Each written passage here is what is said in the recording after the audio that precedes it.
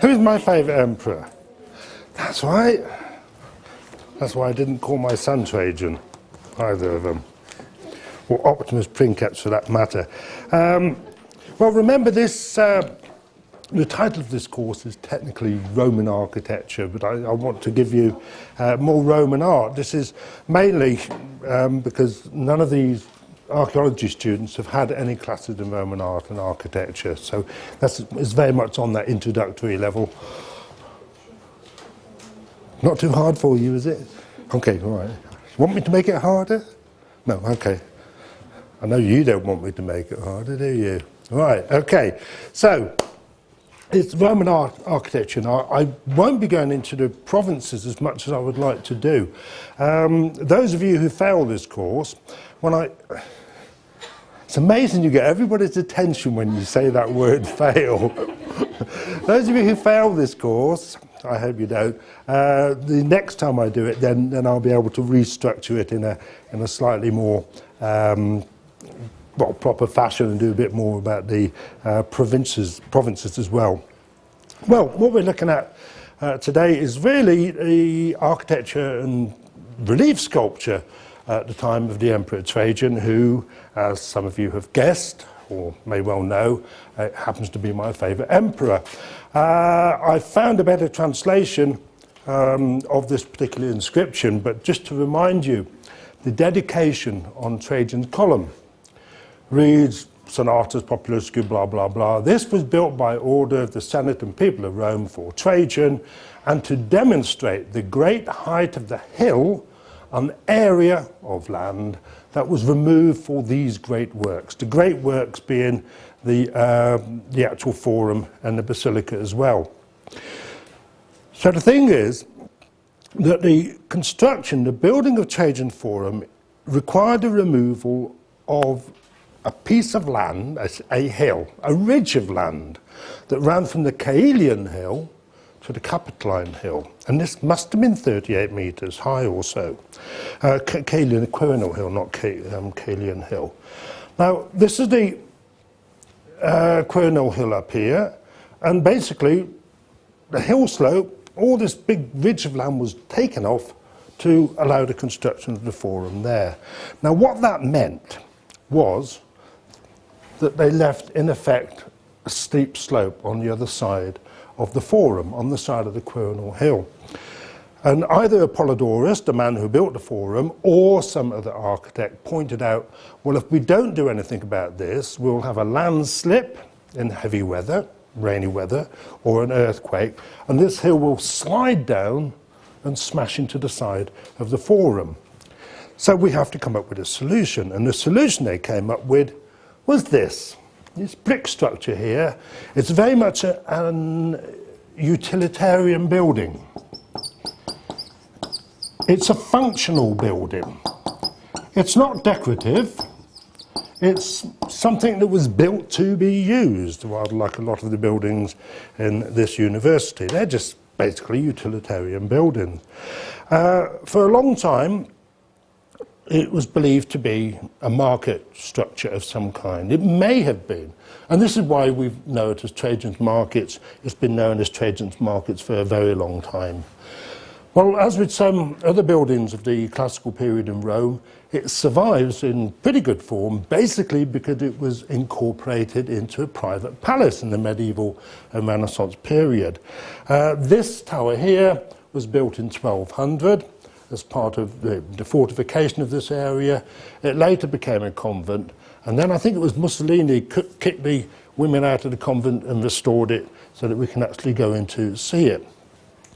Today, of course, when we look from the Capitoline Hill or the Palatine Hill, what we see is this building dominating Trajan's Forum. But in antiquity, that would not have been the case. I managed to find this lovely reconstruction painting, and you can see from this that if you were standing inside Trajan's Forum, you would be looking up at a roof 30-35 metres high there.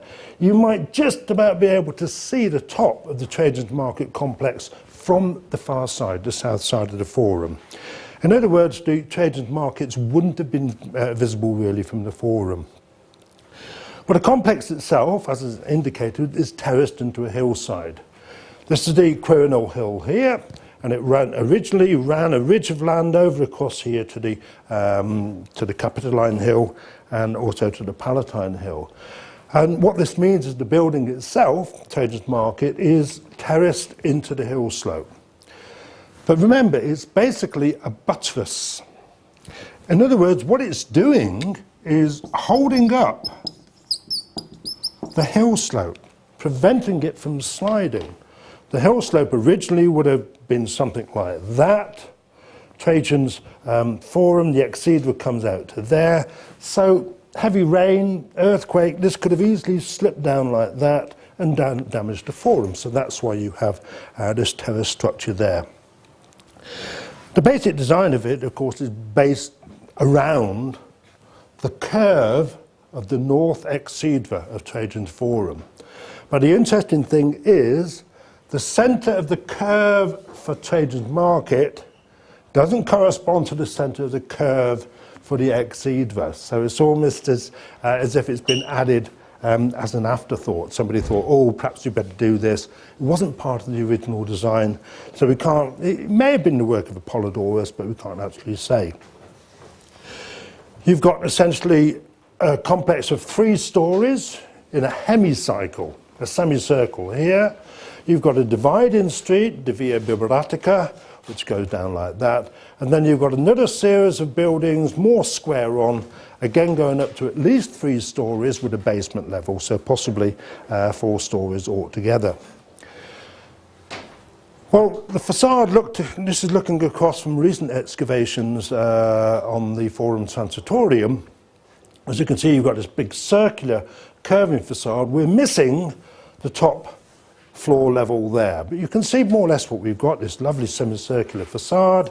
And at the bottom level, we've got a row of shops here, 2 stairways which could go up to the 2nd level, and then at either end, highlighted in that illustration, we have these lecture halls there. Well, the shop facades, there are 11 of them at the ground floor level, 1st floor level, for some people, 11 of them at the ground floor level, and they're all built in exactly the same style. It's a style of room, really, that we call a taberna, singular, taberni, plural. We actually get the word tavern, as in a pub, a drinking house in England, from this particular word, taverna. You still use the word taverna in Italian and Spanish today.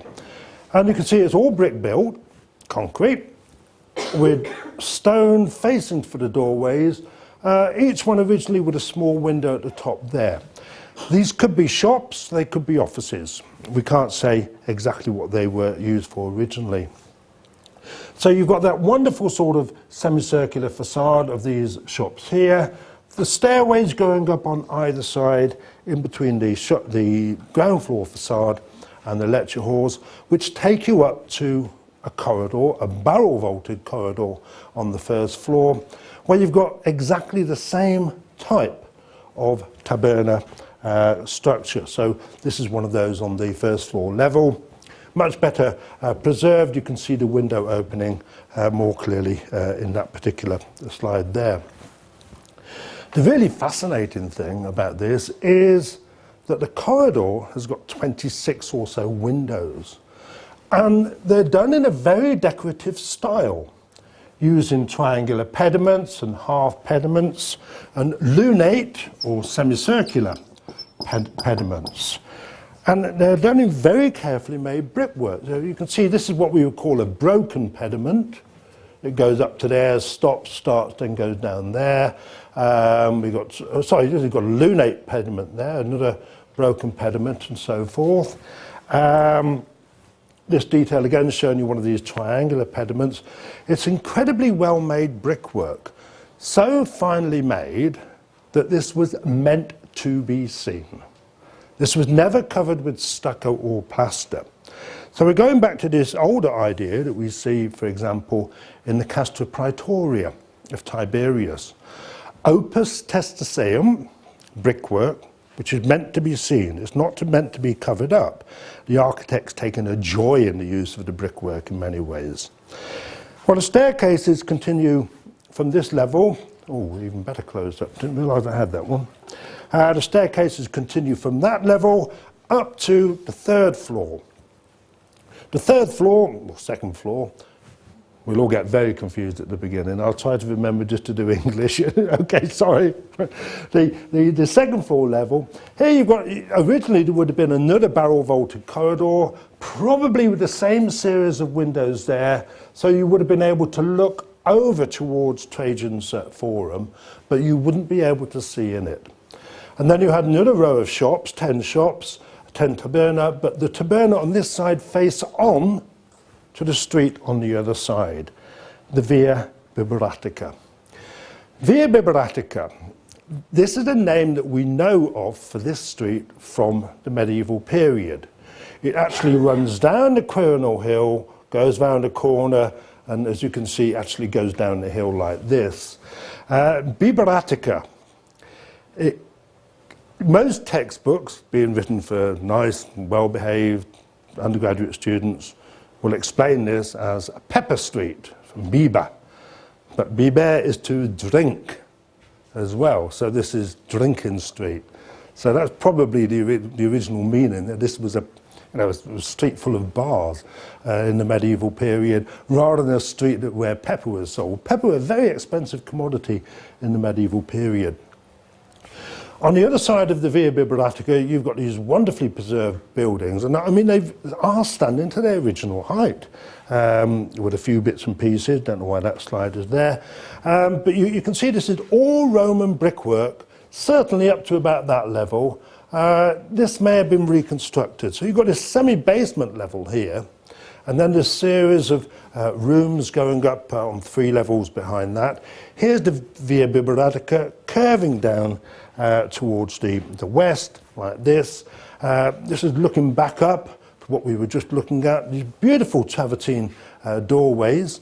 The stones used for the street are basalt. This is black basalt, volcanic rock. And this is harder than anything, which is why it survives so well there. And you can see the steps provided there, confirming that you are going up a hill.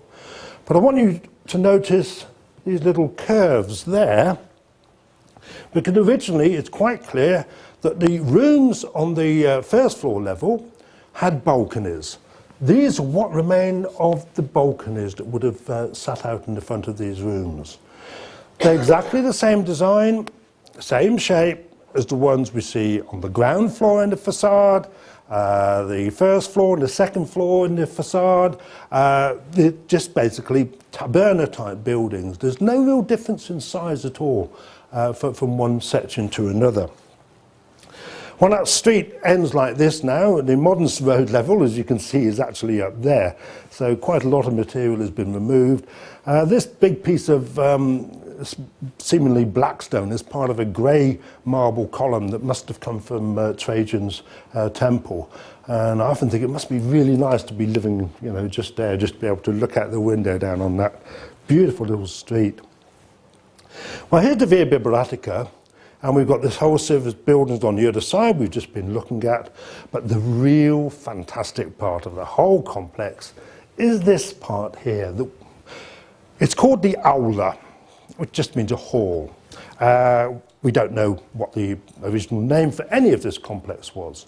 And this is one of the most astounding pieces of architecture that survives from the Roman period.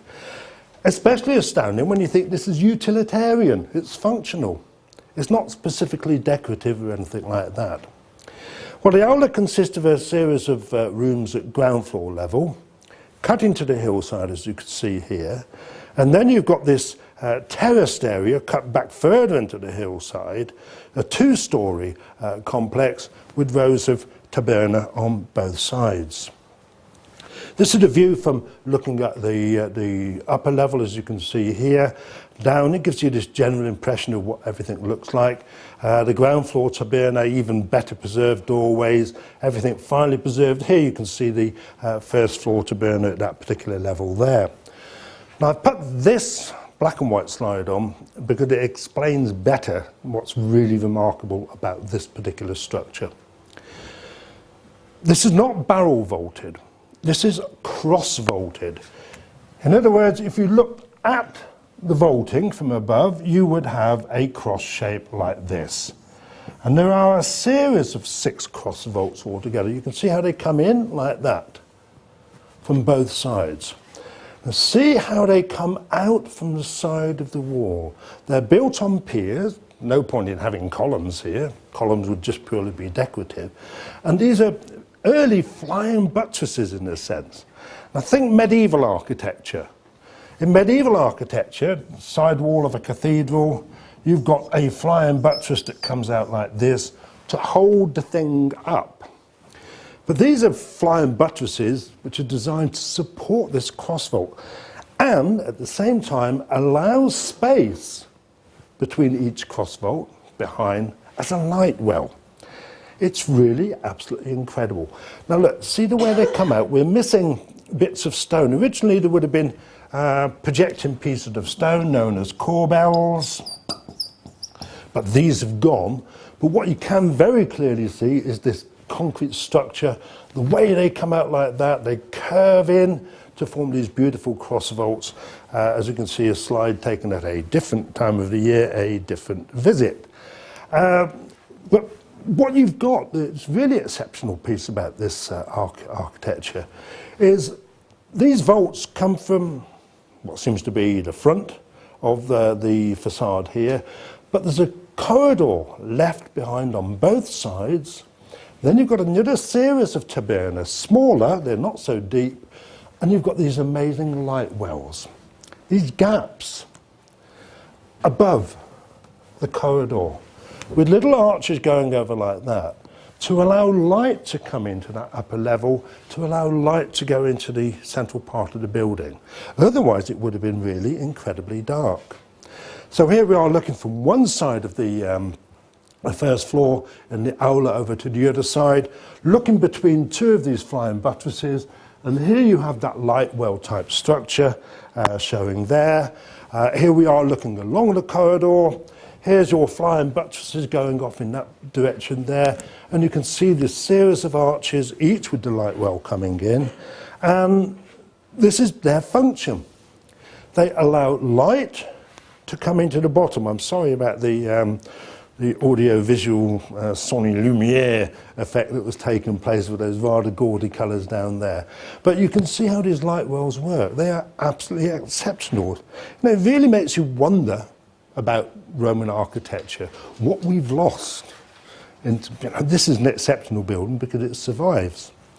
Well, it's a building that also provides us with many problems. This complex is one of the most surprising pieces of architecture from classical times. Its primary function is to be a buttress, to stop the Quirinal Hill from sliding down like that so that it would affect Trajan's Forum. It's terraced into the Quirinal Hill. Its purpose and its function are completely unknown. We don't even know its original name. It's a complex that's got over 150 rooms, all of the taberna type, basically, even the ones on the first and the second floor. It's a type of room, a taberna that can be used as a shop or as an office, or for both purposes. It could very well have been a very elaborate shopping market, the origin of Vancouver down the road. I mean, there's no reason why it shouldn't be something like that. Here, by the way, you can see drawings of the original corbels still in place. On the other hand, it has a kind of official look about it. I mean, it's a really big complex, 150 rooms. It's built in connection with Trajan's Forum, so that kind of implies it might be an imperial building. So it might be an official building. Now, Roman citizens were entitled to receive free food, free bread wheat, at certain points during the year. And so it's quite possible, we know from a literary reference, that the main office for the distribution of this bread wheat was somewhere in this area. So it's possible that it was actually an official building of some sort, something like that. The Forum, the Roman Forum would have been a shopping centre to start off with, but increasingly the Roman Forum has become a centre for religious activities. The other fora, the Forum of Julius Caesar, the Forum of Augustus, the Forum of Trajan itself, they're not really serving as marketplaces. So, you know, this could have been built for that particular point. But whatever it was built for, whatever function it originally served, official function, commercial function, the main thing still remains that this is a wonderful piece of architecture. It was a building that was so carefully designed in brick and concrete to serve a function to hold up a hill slope. It makes the maximum use of the available land. This combination of a semicircle at the front, bits going back on one side, the street coming down in the middle, everything like that, just really make it one of the most exceptional buildings to see in Rome. And personally, if you could only ever see one building in Rome, I would say, go and look at that one. That really is, I think, the most astounding building. Well, I mentioned last week how Trajan started his reign with a series of quite impressive building projects, the Circus Maximus and so forth. One particular project he was very interested in was the construction of a new harbour here at a place called Portus. Now, Ostia down here was the original harbour for Rome. It's at the mouth of the river Tiber. Ships would come here, they would moor Ostia, everything would be unloaded and placed on barges and then taken by water. It's about 20 kilometres by water to the centre of Rome. It's a lot less than that directly over land, 14 or 15 kilometres. But water transport is cheaper. You don't need to feed a horse, right? You don't need to feed slaves pulling carts. So it's much cheaper in that particular respect. Ostia had been the main harbour for Rome from probably the 3rd century BC. But then the Emperor Claudius realised that this harbour couldn't take the really big food ships coming from Egypt. Some of these ships were 100 metres long. These are really big ships. What was happening was all the food supply ships from Egypt and other places would actually go to a harbour near Naples, and then everything would be brought overland to Rome. The problem was there's no natural protection for Ostia Harbour. It's not deep enough to get big ships in. So Claudius built this harbour here, the Portus Augusti. It proved pretty efficient, but then in the year AD 62 there was a really bad storm, and we're told something like 200 ships sank in the Claudian harbour. Well, the year 62 is when you've got the big earthquake in Pompeii as well. So one does wonder if it was a tsunami actually off the coast of Italy that generated all these effects. So what Trajan decided to do is to build a new harbour which would give a better protection for ships coming in here that could deal with the big ships. We know that work started on this harbour soon after Trajan became emperor. We know that it was completed in the year 112 because this coin was issued to commemorate that. And this coin is absolutely fantastic. This is not a sestertius. It's about 1.5, 1.75 centimetres across. Again, beautiful detail showing the principal feature of this harbour, which is this, a hexagonal, a 6-sided harbour basin. This is a plan of what's known about the Porto di Trajan, currently being excavated by an Italian and British team. This is what's known of the Claudian harbour. All this is dry land now, because the land level has gone up and the sea level has gone down. This, in actual fact, is partly underneath one of the main runways for Rome's principal airport. And I mention that because if you're very lucky when taking off and landing at Rome, you can sometimes get some very good photographs. And this is what actually survives of Trajan's Harbour. You can see the air quality is not fantastic. The main road that connects the Rome airport with the Rome itself, and it's only, there's a train that goes every half an hour from Rome to the airport, so you can easily go out to have a look at this. Well, they don't really like you going into that very much. But anyway, so this is the Trajan Harbour. Trajan Harbour is basically a hexagonal basin, a six-sided basin. It is 357 metres along each side. The maximum width, 750 metres. A maximum depth of 5 metres. There were a series of numbered stone columns, half columns, around the whole harbour. And this was the mooring post. This is what the ship would tie up to when it arrived in the harbour. We can calculate that Trajan's Harbour must have been able to contain about 100 ships or so. Around the sides of the harbour were a series of horia, plural, horium. These are warehouses, storehouses. Remember, the harbour is designed to allow goods to arrive there, and then they're taken off the ship, and then they go by river to Rome itself. These are partly built in opus testaceum, but the main building material used for these is opus reticulatum, which unfortunately has fallen off some of the walls, but there again, this does have the advantage of making this point about Roman concrete. The facing material is the facing material. This does not hold the wall up. It's the concrete that holds the wall up. The facing material can all fall off or be pulled off. The wall stands there. Roman concrete, remember, whatever facing you have, opus incertum, opus quasi reticulatum, opus verticulatum, opus mixtum, whatever it is, it's a facing material for what is a concrete wall. Well, it's rather odd to find so much opus verticulatum being used at Portus, because opus verticulatum had gone out of fashion in Rome something like 50 years before. So not particularly popular there.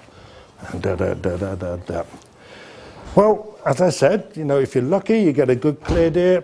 If you get a good clear day, you get lovely sights going into Rome's airport or coming out of Rome's airport. This is coming into land, and this shows you Ostia, the town of Ostia. In the next one, I think, yeah, here you've got Ostia over there, and here you've got harbours, Trajan's Harbour there, so you can see how much land has actually become dry land now. Well, Ostia is one of the best preserved examples of a Roman town anywhere in the Roman Empire, including Pompeii and Herculaneum. Because what happens at Ostia is that the town continued to be occupied right down to the 4th century after Christ, when there was a major earthquake that damaged large parts of it. The major earthquake seemed to have coincided with a rise in the sea level, which generated mosquitoes. Mosquitoes bring with them malaria. And what we see after the invasion of Italy in the 5th century is obviously the people of Ostia suffered from German attacks then. There's a decline in the population. It's becoming too much of a malarial area. People are dying, they're getting sick. So the place was abandoned. And the houses were just left to fall down in earthquakes and through natural decay. So Ostia Antica is really an absolutely fascinating place to go and look at. Again, just to make this point, Ostia Antica over here, and then you've got the harbour of Trajan over there. This area in between, the Isola, the island, was actually a cemetery area, although it's now very largely built up. Now the thing was that Trajan realised that, yes, I'm improving the harbour facilities at Portus, where are the people going to live? So he starts off a building programme in Ostia itself. And we have the construction of a whole series of apartment blocks. Now, the proper word for an apartment block in Latin is insula, insulae plural. You will see this word used in textbooks to refer to the square blocks of land within a Roman town. But actually an insula is an apartment block. And these are Trajanic period insulae here. These two blocks facing each other here. At least 2 floors, probably 3 floors high. They're all with the same basic layout, so they were probably rented out to people who were working at the harbour here. They are, however, built in opus mixtum rather than opus verticulatum. Opus mixtum is when you have opus verticulatum being used for the main part of the wall, but you've got brickwork going through on solid levels like this all the way through as well. And again, you can see that the wall is really concrete. Now the bricks do go through the wall, but the wall is basically a concrete structure. So this material is just the facade rather than anything else. Well, having looked at some of Trajan's architecture, now let's look at some of Trajan's art or relief sculpture from the time of Trajan. Trajan's reign basically sees a continuation in the way that Roman sculptors were working. They're using the narrative style, like a strip cartoon, to record a historic event. And it really is strip cartoon art in that particular case. 3 weeks ago, I was talking about the Aemilius Paulus relief. The riderless horse scene shows you that this is a historical event. But more and more as the time goes by, think of the Chancellaria reliefs, the Adventus of Vespasian, and the Profectio of Domitian. These are represented real historic events. Of course, the finest piece of relief sculpture in this particular respect is the thing we know as Trajan's Column, a protected ancient monument since 1162. It was the first ever protected ancient monument anywhere in Rome, and the penalty for damaging it was death. Now, when Napoleon attacked Rome in the early 1800s, unfortunately 1 or 2 of his cannonballs went smashing into it, and thanks to earthquakes, some of the columns have actually shifted a bit, but otherwise it's still in wonderful condition. But what is Trajan's Column? What does it consist of? Let's look at the bits and pieces. But before doing that, I just want to touch on one thing. There is a lot of debate, a lot of controversy, a lot of argument about the date of the carving on the column.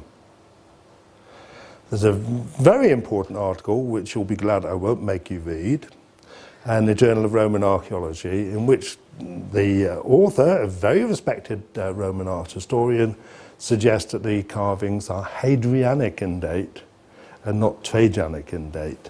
And she uses coin evidence to argue this, but you can use coin art evidence to argue that the frieze is showing coins commemorating the opening of the column. So, you know, you can go one way or the other with this one, but there is some argument about this. Either way, the relief carving was done after the column was built. The carving wasn't done and then the column put together, as you'll see quite clearly. Just to remind you of its location, it's here. Location, location, location is everything, especially with regard to Trajan's Column. The Basilica Ulpia, 2 floors in that building, a gallery level there. 2 libraries on either side. The libraries had 2 floors as well. Not certain exactly what happens here. Some people think that there must have been some form of raised passageway and perhaps a triumphal arch there, given the official entrance to the precinct around the temple. We don't know, but the suggestion is there was probably something there as well. Well, the column itself. It's hollow to a certain extent. It has an entrance on the east side into a pedestal block. The pedestal block, the square block, is about 6 meters high. The doorway gives access to a spiral stairway that takes you right to the top. If you really like stairways, there's 185 steps in this one. So it's a little bit tiring. It's a bit narrow to go up in as well. On top of the pedestal, the base, you've got the column shaft. Now it's the column shaft which is the fascinating thing in many ways, but not the only fascinating thing. The column shaft is actually made up of 20 separate pieces of marble, 20 separate white marble, lunar marble drums, circular pieces of marble. Each is 3.7 meters in diameter, 1.4 meters high. Each one weighs 32 tons. Now remember, they've got the spiral staircase going through them, so they're not solid. But look at the height we're talking about, actually getting these to that top. Well, the shaft is exactly 29.76 meters high, which is 100 Roman feet. And the staircase is 29.68 meters high. They've lost 2 or 3 centimeters in the actually making the staircase. But it's a very careful design. It's exactly 100 Roman feet from top to bottom. On top of the shaft, you've got a 5 meter high block that includes the capital here. This weighs much more than the other blocks. This must have weighed something in the order of 53 tons. So the total height of the column is 39.1 meters. But then on top of that, you would have had a more than life-size statue of the Emperor Trajan.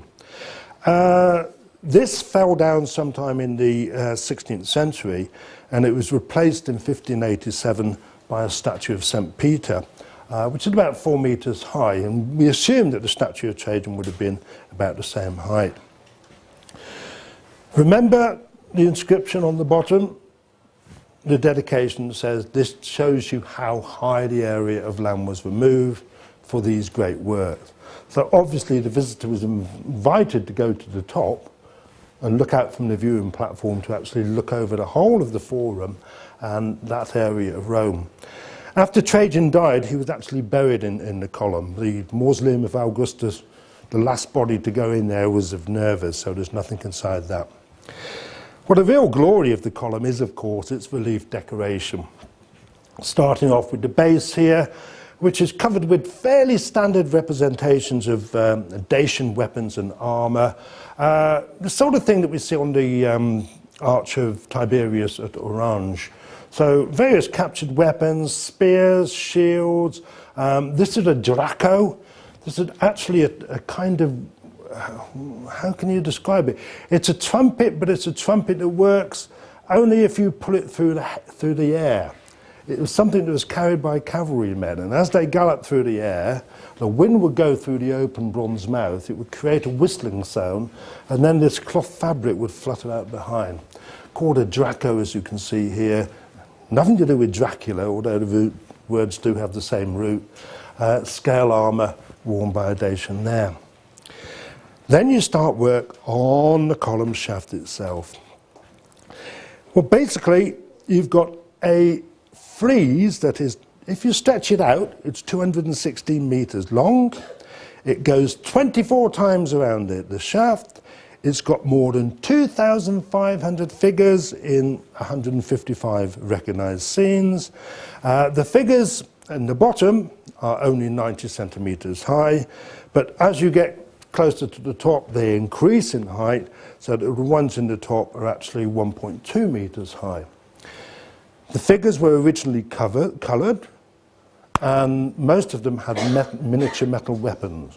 So what this meant was that when standing at the bottom of the column, and of course they haven't coloured the tin on this, you would have been able to see the figures pretty well, roughly up to the halfway point, but then you would have to get either onto that arch going towards the temple, or the library level, or the gallery level in the Basilica Oppia, to see the rest of it going off in the way there.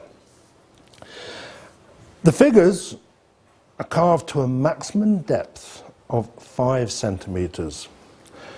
Reasonably high relief in the foreground, pretty flat relief and very sketchy relief in the background. It's very definitely a narrative frieze. We know that Trajan published an account of the First Dacian War and presumably did the same for the Second Dacian War. How we know this is just one of those surprising little events in history. Somebody compiling a dictionary on the use of Latin, on Latin grammar in the 5th century, quoted one passage from Trajan's writing and tells us this comes from Book 3 of the First Dacian War, just to explain the use of one particular phrase in Latin grammar. So that's how we know about it. Support for the idea that it's probably based on a real narrative is given by scenes like this. We know from one literary source that at one battle, the Emperor Trajan tore up his clothing because so many soldiers were wounded and his clothes were used to make bandages. Well, this is a field hospital. You can see Roman soldiers here being taken to a hospital. They're having their wounds bandaged and things like that. Better confirmation in a way that this is actually based on a narrative is provided by this. Nobody has ever been able to explain this particular scene. Well, here's Trajan in the background here, and that may be Hadrian, we don't know. Sacrifice scene there. But what's this guy doing falling off a mule? What's he holding in his hand? It's not a saddle. It must represent an actual event that a person looking at the column would know about. So this supports the idea that it's based on a narrative, probably Trajan's narrative. We've got no idea what it shows. There's a reference to Trajan, an attempt at poisoning Trajan with bread. That may be it. We don't know. We honestly do not know. The relief frieze is broken at the halfway point by the Statue of Victory, and she's shown with a trophy. So the halfway point on the column, obviously what we've got is the First Dacian War, victory, then the Second Dacian War. The narrative structure of the whole frieze can be seen by looking at the beginning. We've got little views of the river Danube and Dacians living by the Danube. And then we see Danuvius, the spirit of the river Danube, rising up, in effect, to bless the Roman army as it crosses the bridge at a place called Drobeta, we know where this happened, into Dacia. And this is the beginning of the First Dacian War. And the scenes that follow, whether in the First or the Second Dacian War, basically show the Roman army in typical military activities. We see them preparing for battle. We see them in battle. Here, of course, is Jupiter helping them in battle. And you can see originally he would have been holding a metal thunderbolt. It probably would have been gilded. You can see that these guys must have been holding originally miniature metal swords. So there's all sorts of typical scenes like this. Roman soldiers building a fort. Well, the perspective is all completely and utterly wrong, but you get the idea. They're actually making an earth fort with blocks of earth. You see them carrying it in baskets. They're passing it up, baskets being carried there. The scene's divided usually by a simple tree or something like that. We see Roman soldiers giving Trajan trophy heads. Here's Trajan, very recognisable. 2 Roman soldiers here. Here, Trajan, we brought you a couple of heads. You know, these are Dacians that we captured and we cut their heads off. We see amazing details that allow us to reconstruct a lot about, or learn a lot about the Roman army. So, for example, some Roman helmets are found with a little hook on the back. Nobody quite knew what it was for until somebody pointed out, well, look, this is a Roman soldier with his helmet hanging over his shoulder, just like a modern soldier would do. Again, you can see we're missing a weapon. By the way, many of these photographs are of cast copies that were made of Trajan's column in the early 19th century. We see Roman soldiers guarding forts. Again, we're missing their weapons. But the details we see of the Roman tents in the background are enough, with surviving evidence, to allow us to reconstruct a Roman army tent made of leather. He looks a very happy Roman soldier, doesn't he? Things like the testudo. We have the testudo described for us in Roman books. A testudo was used when Roman soldiers were attacking a fort to protect their heads from stones and any other missiles. They put their shields over their heads like that. This is what the testudo looks like, as shown by modern reenactors. We even have representations of weapons we read about, but we don't know what they look like. A carro ballista, a horse-drawn catapult device. This allows us to identify pieces of this actual equipment. We can see what it really is like. Well, as you might imagine, Trajan makes quite a lot of appearances in the frieze. He's shown 59 times. He is always shown in a various way. We can always identify him. We can't necessarily identify the other people. We can see he's at a sacrifice here. Sacrifices before battles, sacrifices for victories after battles and things like that. We see him receiving heads. We see him receiving Dacian prisoners being brought to him here, the prisoner with his arms tied behind his back, and here we see him actually interrogating them, or they're asking for mercy or something like that. This particular one I've deliberately shown like this to make one very important point about Trajan's column. He's shown 59 times. The frieze goes around 24 times, right? Well, something like 25 times he's showing more or less on a straight axis going up the frieze. So if you were standing in the Basilica Ulpia, ground floor level, first floor level, what you would see would be Trajan, Trajan, Trajan, Trajan, Trajan, like that, all the way up. You know, it deliberately makes this propaganda effort there. The frieze continues right to the end with this scene, the suicide of Decebalus. Now this is a bit of a problem. We have on the column, and this is right at the very top, you can see this group of Roman soldiers. These are auxiliary soldiers. They're irregular Roman soldiers. They've lost their weapons. He's reaching out to this man who's Decebalus, the king of the Dacian, and you can see he's holding a knife against his throat. And the Roman accounts of the war say that Decebalus committed suicide.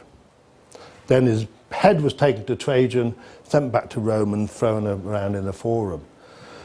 But then, 20 years ago, a tombstone was found in Greece of a Roman soldier called Tiberius Claudius Maximus.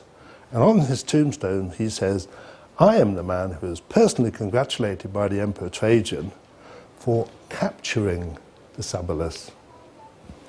So we don't quite know what goes on there. There's a bit of a problem there. Well, the artist who carved this frieze concentrated on a style that made the narrative quite clear. It stresses the virtue and the power of the Roman army, the virtue and the power of the Roman emperor. It's realistic. But the scenes are reduced to fairly standardized pictures in many ways. The sacrifice scenes are always sacrifice scenes. There's not a great variety, and a lot of them are on a single axis down the one side of the column. It's a work of propaganda. It glorifies the princeps and the Roman army. It's a propaganda statement. And as we'll see in the next part of the class, because it is a propaganda statement, it actually allows propaganda to take a greater importance in the way the Roman army is shown than what we know was the case. Okay, we'll stop there.